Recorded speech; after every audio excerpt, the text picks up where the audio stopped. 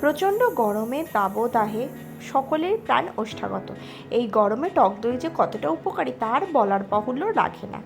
বাড়িতে যদি এই রকম টক দই দিয়ে একটা সুন্দর রায়তা বানানো যায় তাহলে তো কোনো কথাই হবে না। এটি শরীর প্রাণ দুটোকেই খুবই সুস্থ সবল রাখবে।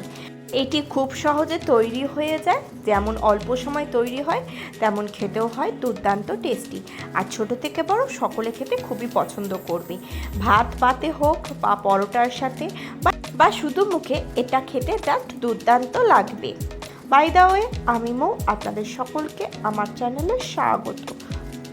বাড়িতে কিভাবে এমন সুন্দর টক দই বানাবেন তার রেসিপিও আমার চ্যানেলে রয়েছে, আমি ডেসক্রিপশনে লিঙ্ক দিয়ে দেবো। আপনারা চাইলে সেই ভিডিও দেখে বাড়িতে টক দই বানাতে পারেন।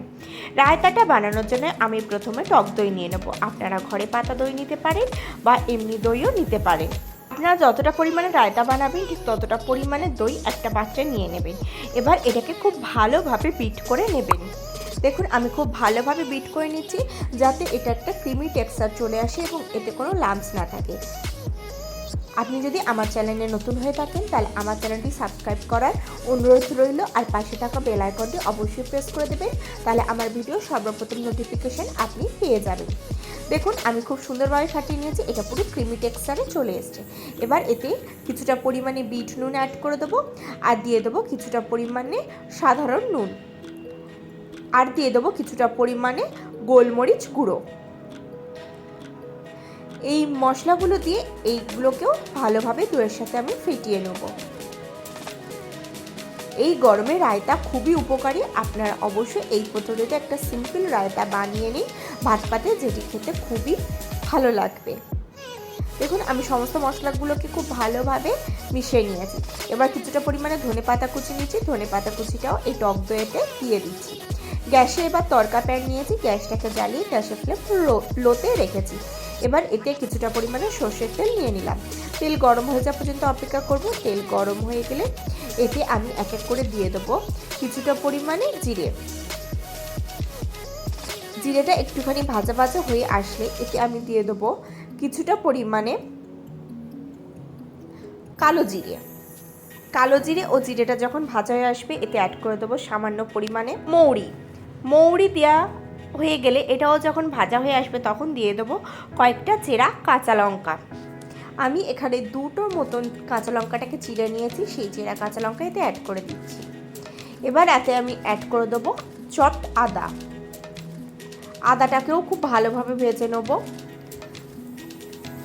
এবার এতে আমি একদম সর্বশেষ অ্যাড করে দেবো হিং। আমি এখানে কিছুটা পরিমাণে হিং এতে অ্যাড করে দেবো। সমস্ত মশলাগুলোকে খুব ভালোভাবে ভেজে নিতে হবে। মশলাগুলো যখন ভাজা হয়ে যাবে এতে যখন সুন্দর অ্যারোমা আসবে তখন গ্যাসের ফ্লেম অফ করে দেবো এবং এটা ওই টক দইয়ের মিশ্রণের ওপর তড়কা দিয়ে দেবো। দেখুন আমি তড়কা দিয়ে দিয়েছি। এবার একটা স্পুনের সাহায্যে এই সমস্ত মিশ্রণটাকে দইয়ের সাথে মেশাতে থাকবো। দেখুন আমি খুব ভালোভাবে মিশিয়ে নিচ্ছি।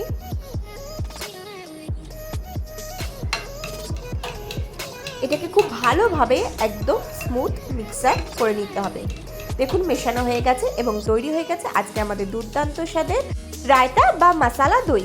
আপনারা বাড়িতে ভাত পাতে অবশ্যই এই রেসিপিটি ট্রাই করুন। শুধু ভাত পাতে কেন, পরোটা লুচির সাথেও এটা ট্রাই করতে পারেন, এমনকি শুধু মুখেও এটা খেতে খুবই ভালো লাগবে। প্রচণ্ড গরমে শরীরকে সুস্থ রাখতে প্রতিদিন খাবার মেনুতে আপনারা অবশ্যই এই রেসিপিটি অ্যাড করুন।